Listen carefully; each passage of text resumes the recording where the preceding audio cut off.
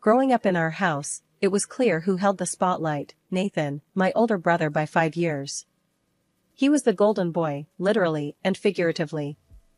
He had the best of everything, the latest clothes, the newest gadgets, while I made do with hand-me-downs and second-hand toys. Nathan was undeniably handsome, a trait that had our parents, especially Mom, beaming with pride. I swear, Nathan could be a model if he didn't have his heart set on business. Mom would gush to her friends over coffee, while I sat in the corner, a book my only company. It wasn't just his looks. Nathan was charming, a social butterfly who could light up any room he walked into. I, on the other hand, was plain, average features, too shy, too awkward. It was like living in the shadow of a celebrity while being invisible at the same time. Even at family gatherings, it was Nathan this, Nathan that. Did you hear about Nathan's latest school project? It's just remarkable. Dad would announce proudly, while I'd quietly help set up the food or clean up the dishes, rarely a part of the conversation unless prompted, and even then, only briefly. The disparity in attention only grew as we got older. When Nathan was accepted into one of the most prestigious colleges in the country, it was as if he had single-handedly secured our family's legacy. The celebration lasted for days. It wasn't until the local news flashed Nathan's face across the screen that things took a turn. Local student accused of multiple frauds, the headline screamed.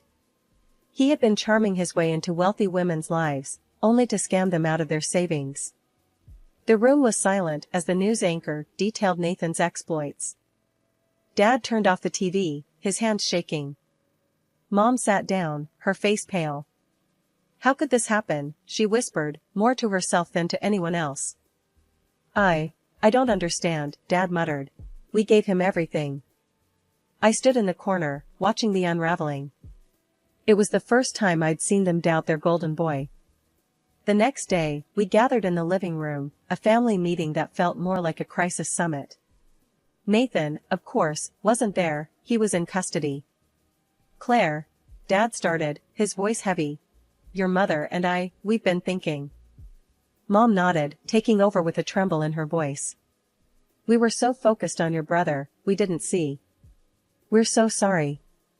Their apologies hung in the air, thick and unexpected.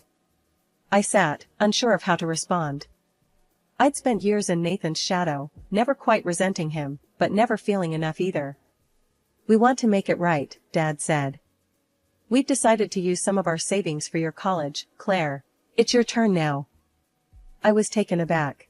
College? I'd given up on that dream, figuring I'd find a job and move out as soon as I could. "Really? Are you sure?" "Yes," Mom said firmly. "It's your time to shine." The weeks that followed were a blur. I enrolled in college to study accounting, something solid and reliable, opposite of Nathan's erratic charm. My parents attended my orientation, something they'd never done with Nathan, too confident in his ability to navigate anything. At the orientation, Mom squeezed my hand. "You're going to do great," she said, a little too enthusiastically. I smiled, squeezing back. "Thanks, Mom. I'll try my best." College life was a balancing act. I juggled classes with a part-time job at the campus library, where I shelved books and helped students find resources. One of my coworkers, Jenna, a chatty history major, quickly noticed my reserved nature. "Hey, Claire, you always bolt out of here as soon as your shift ends. "Want to grab coffee sometime?" Jenna asked one evening as we were closing up. "I'd like that," I said, surprised by my own willingness to connect. Maybe it was the normalcy of her invitation, or maybe I was just tired of being alone all the time. During coffee, Jenna talked about her thesis, and I shared a bit about my family, careful to leave Nathan out of it. It was nice, talking to someone who saw me just as me. "You're pretty cool, Claire. Don't let the quiet thing fool anyone," Jenna said with a grin as we left the cafe. Balancing school and work was tough, but fulfilling. I'd study late into the night, sometimes struggling to keep up, especially when group projects came up. I found that I could lead a team well, something I'd never have discovered if not for my new environment.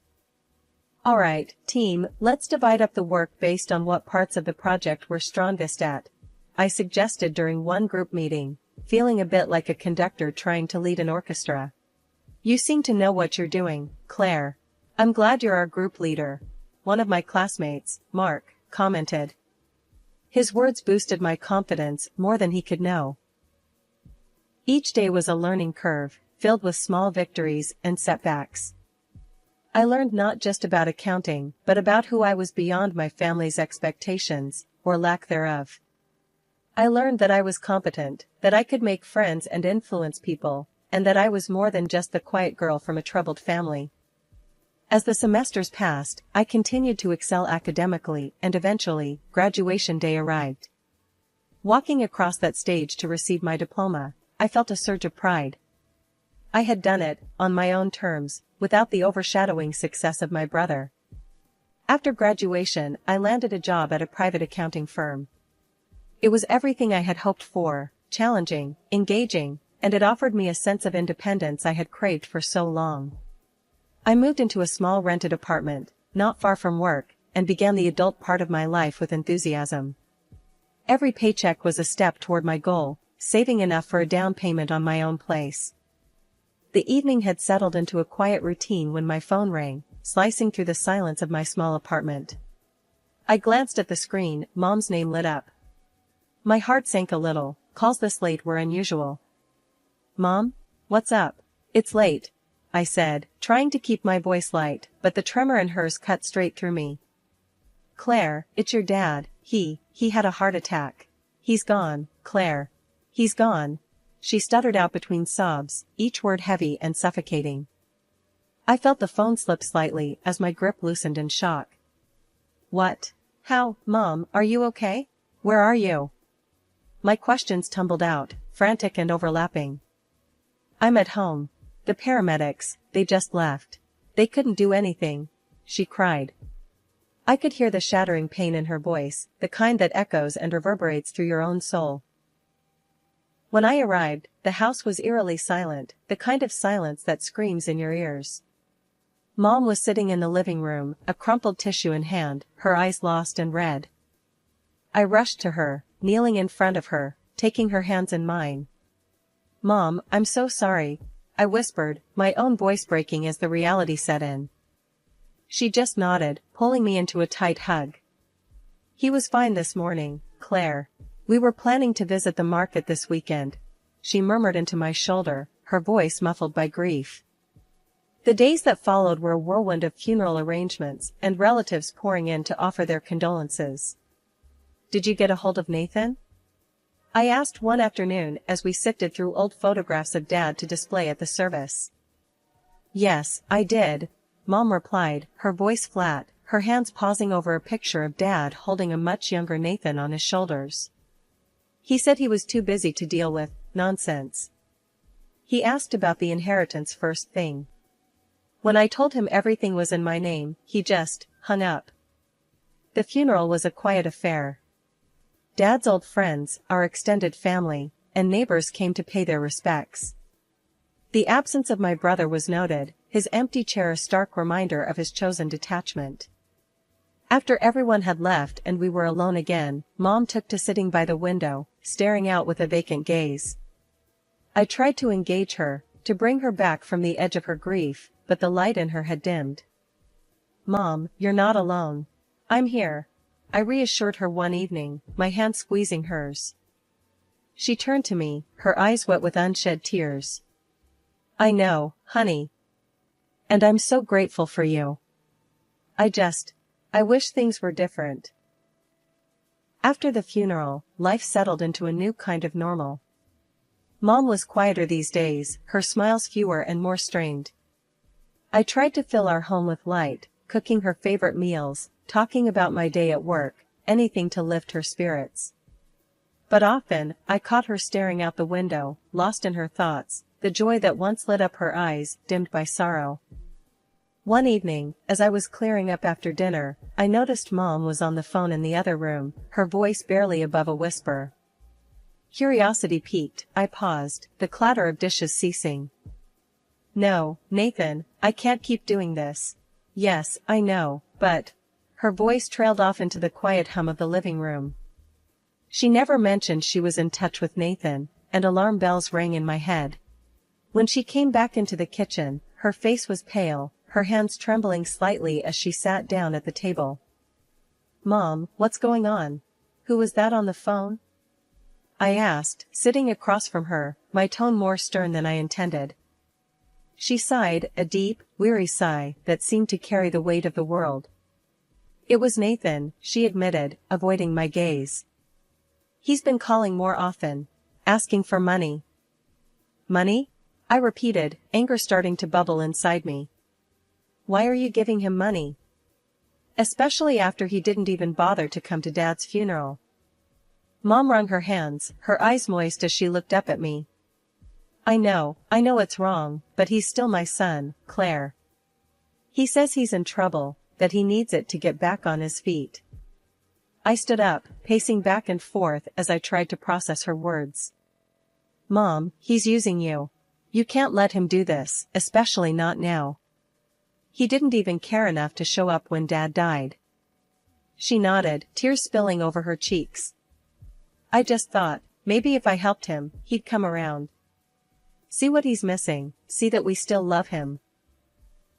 I stopped pacing, kneeling beside her chair, taking her hands in mine. "Mom, I love you, and I know you love Nathan. But you can't set yourself on fire to keep him warm. He's an adult. He made his choices. You need to think about your future now, about what's left for you." The next day, when Nathan called again, I was with Mom, standing by her side for moral support.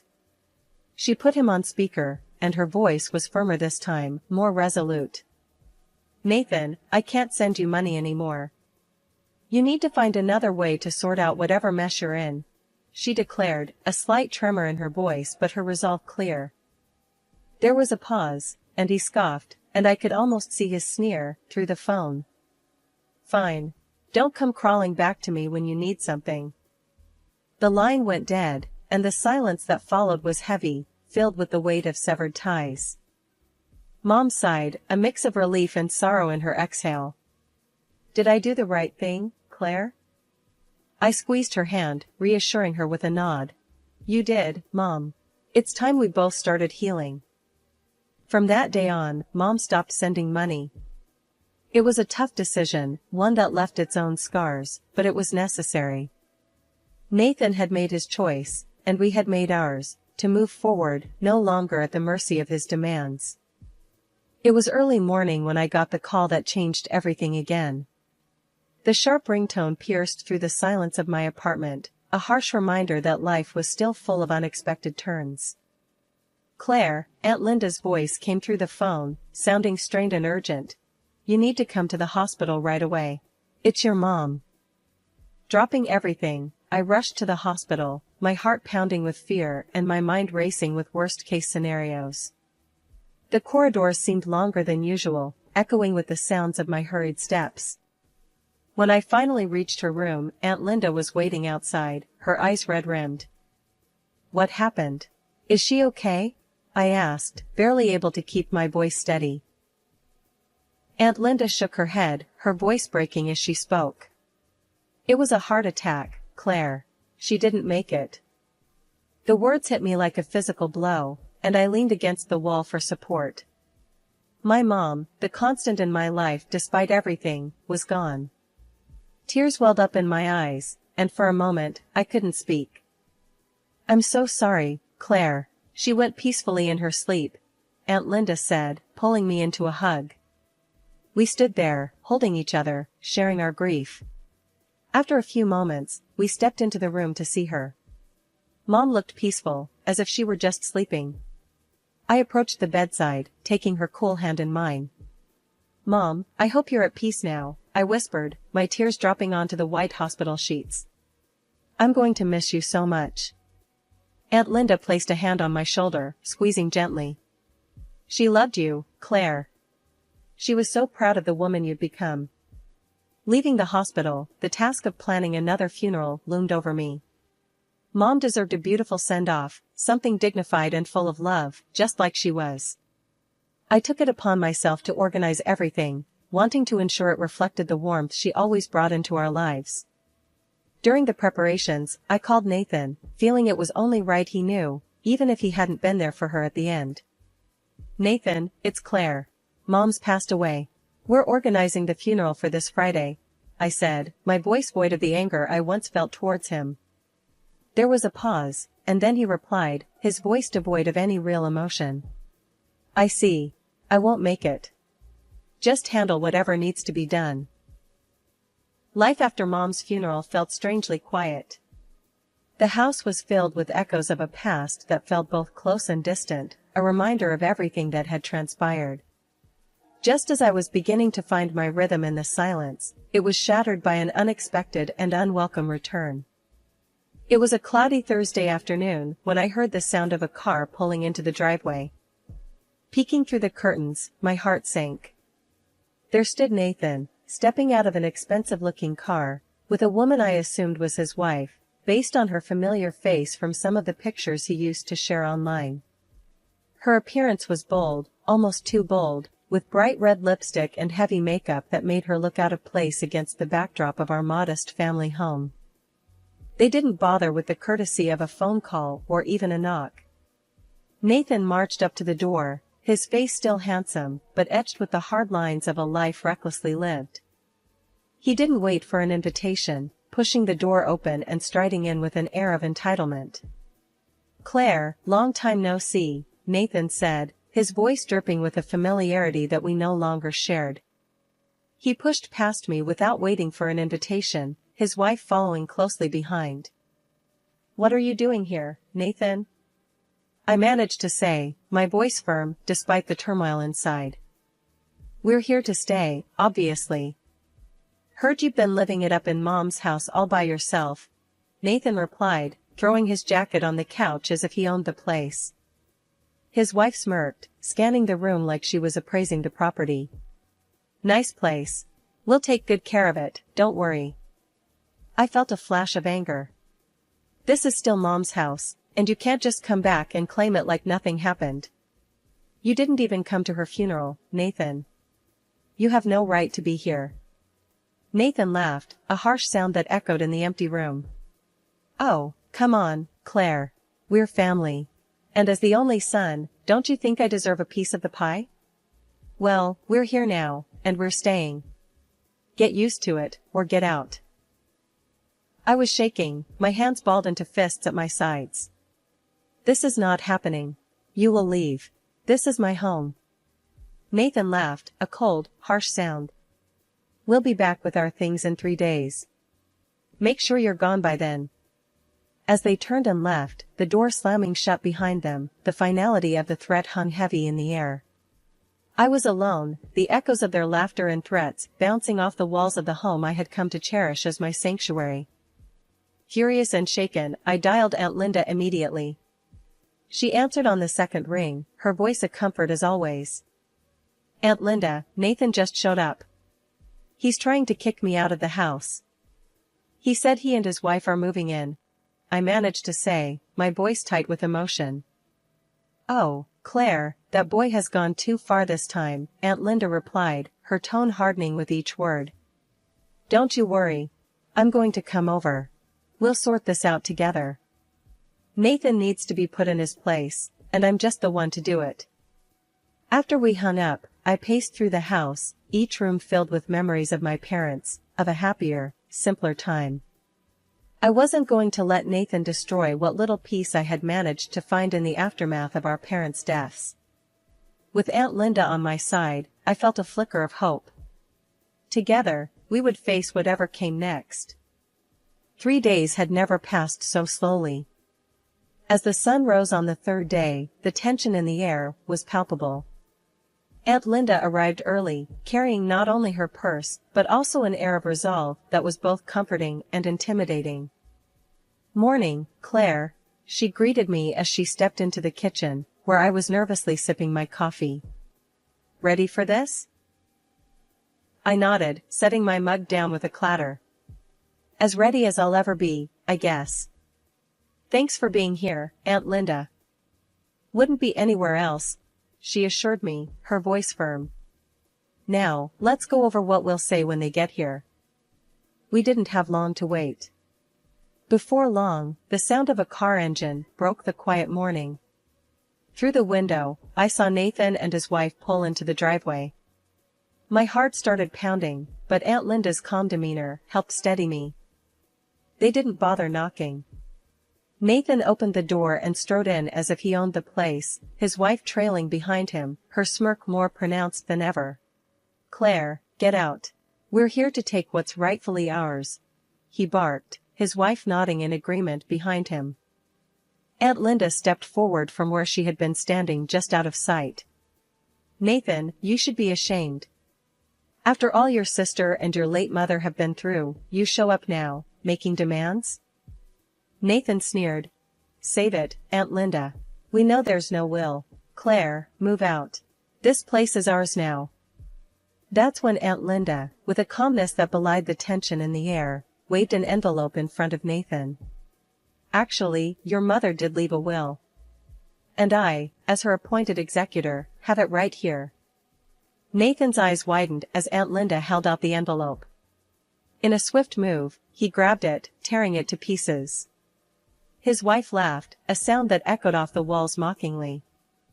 "There, no will, no proof. This house is ours now," Nathan declared triumphantly. Aunt Linda just chuckled, the sound making Nathan's smile falter. "You think that was the original?" "Oh, Nathan, that was just a copy. The real will is safe with the notary." She reached into her bag and pulled out another document, unfolding it with deliberate slowness. "Here's what your mother really wanted," Aunt Linda said, her voice steady and clear. She began to read aloud. "To my daughter, Claire, I leave the family home and a sum of $150,000, for she has shown the strength and compassion of character that represents our family's legacy. To my son, Nathan, I leave our family Bible, in the hopes that he will find guidance to overcome his vices and find a path to redemption." The words hung heavy in the air. Nathan's face went from red to pale, his earlier confidence deflating like a punctured balloon. "This isn't fair. You can't do this to me. I deserve half of that money, Claire," Nathan shouted, his voice echoing with desperation. "You deserve what Mom decided to give you," I replied, my voice firm despite the shaking of my hands. "And if you don't leave now, I will call the police." Nathan looked at his wife, then back at Aunt Linda and me. His wife pulled at his arm, muttering something under her breath. After a moment that stretched out painfully, they turned and stalked back to their car. The morning after Nathan left for good, I stood in the quiet of the house, the early light casting gentle patterns across the floor. The house felt different today, like a weight had been lifted, a place just for me now, full of potential and promise for the future. I made my way to the kitchen, where Aunt Linda was already making coffee. The aroma filled the space, comforting and familiar. "Morning, Claire. How'd you sleep?" Aunt Linda asked, handing me a mug. "Better than I have in weeks," I admitted, taking a cautious sip. "It feels like I can finally breathe again." She smiled, pulling out a chair at the table. "It's your fresh start, right here. What are you planning to do first?" I joined her at the table, my mind buzzing with ideas. "I think I'm going to start by redecorating a bit. Make this place more me. And then, I might even start looking into what it takes to start my own accounting firm. It's been a dream for a while." "That sounds wonderful, Claire," Aunt Linda said, her eyes twinkling with pride. "You've got such a good head on your shoulders. I've no doubt you'll make it happen." Later that day, I walked through each room, imagining the changes I'd make. In the midst of my planning, the doorbell rang. At the door stood my neighbor, Mrs. Thompson. "Claire, dear, I heard about your mother. I'm so sorry for your loss. And I heard your brother was trying to cause some trouble," she added, a hint of concern in her tone. I nodded, not wanting to spread the family drama too far. "Yes, but it's settled now. I'm just looking forward to some peace. Well, if you need help with anything, my son is always around. He's good with repairs, and he's cheap too," she offered with a chuckle. Thanks, I might take you up on that. I'm planning some changes around here, I said, grateful for her support. The next few weeks were a flurry of activity. Painting, moving furniture, and even a few repairs courtesy of Mrs. Thompson's son, who turned out to be as handy as promised. Each brushstroke and each new piece of decor transformed the house into a reflection of my personality, something I had longed for without even realizing. One evening, sitting in my newly arranged living room, the changes weren't just physical. I felt changed too, more confident, more grounded. The house no longer felt like a battleground of family conflicts, but a sanctuary of my aspirations.